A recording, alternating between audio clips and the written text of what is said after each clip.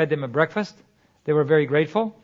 A couple hours later, standing around, they finally got orders on the radio, evidently, to take me to an abandoned runway. I didn't want to go.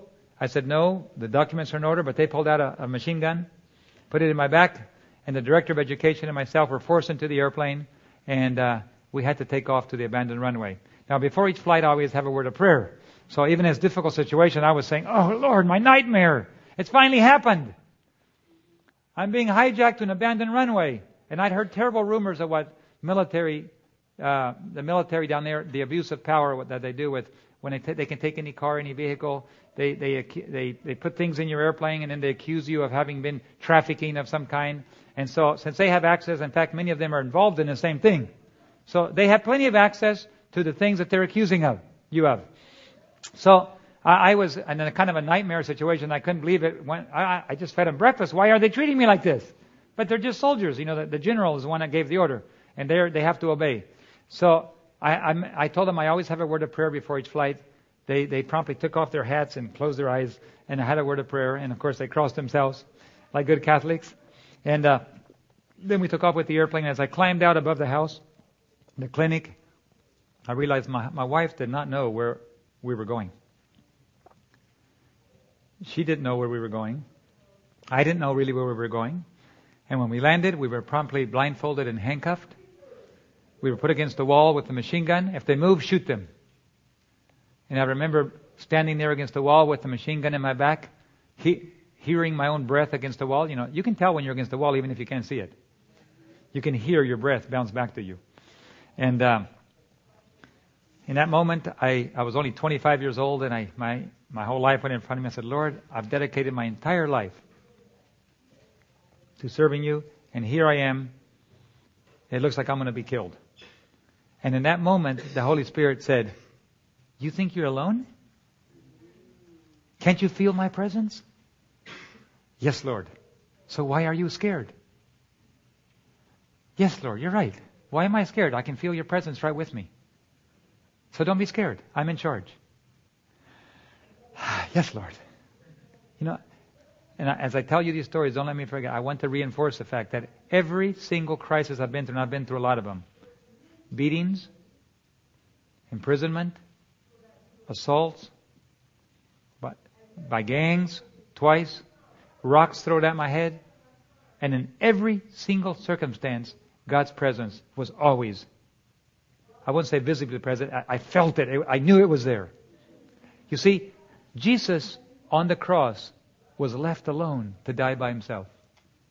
But he did that so that you and I will never experience that. He paid the price so that you and I will never experience that darkness. Only the sinners who decide to abandon God will have to experience that. That must be a lonely experience. Totally abandoned of God. You don't want to ever go through that. How many of you have ever been depressed? Really, really depressed sometime. A darkness. There's too much of that in the world, isn't there? I've only experienced it once. I'm grateful for that. Some people, of course, I'm a very positive, optimistic personality. It's a gift of God. But sometimes some of us are more prone to being a little pessimistic, a little darker. And some of us have gone through definitely difficult, dark times. But the devil, when he allows you to be in a position where you separate yourself from God, God said, I will never leave you nor forsake you. But sometimes we choose to separate ourselves. You don't want to go through that. Don't be tempted. That is the most dark experience. Jesus went through it, so you never have to do it. Don't experience it for yourself. And as I was standing there with that experience and God at my side, you can imagine the sense of well-being that I sense. I don't know what's happening, but God is in control. I got my courage up pretty soon. I heard them searching through the airplane. They took my toolbox out, took everything. Then they put us in the back of a pickup truck.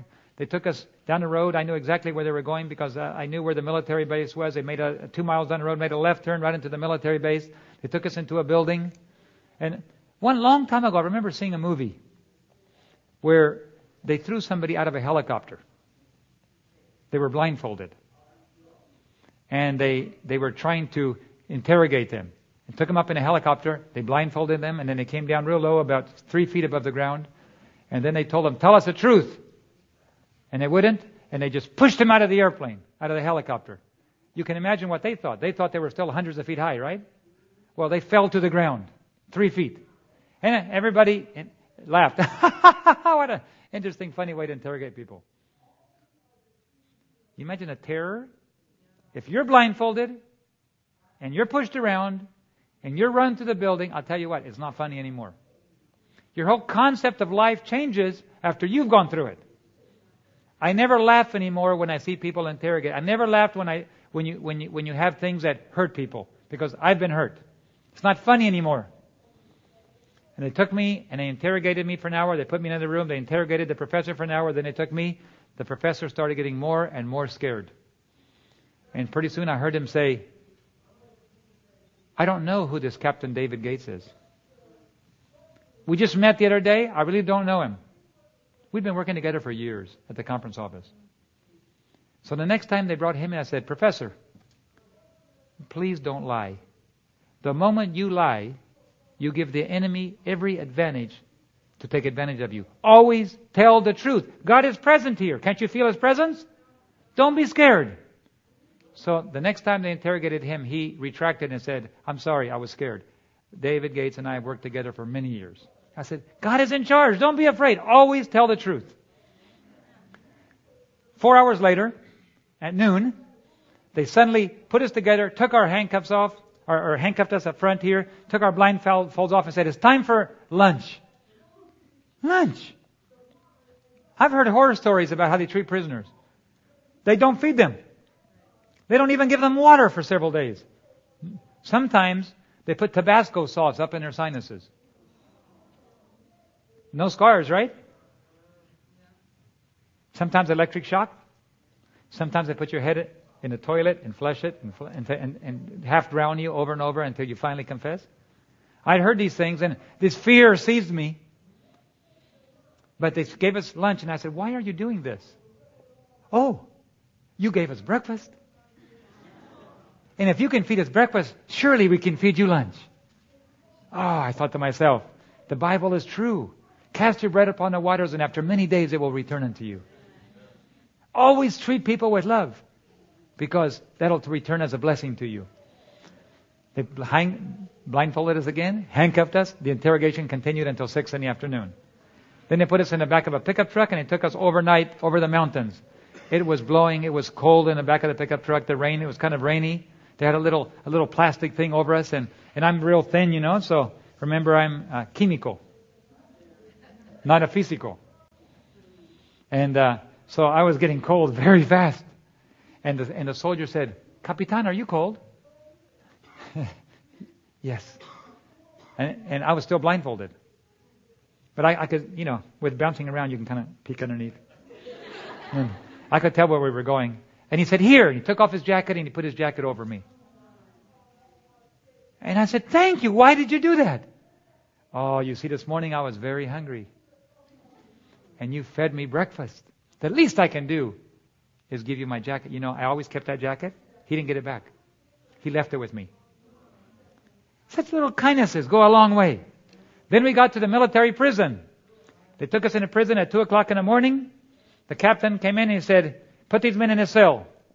Guard them, but leave the door open. Mi Capitan? Why would I leave the door open?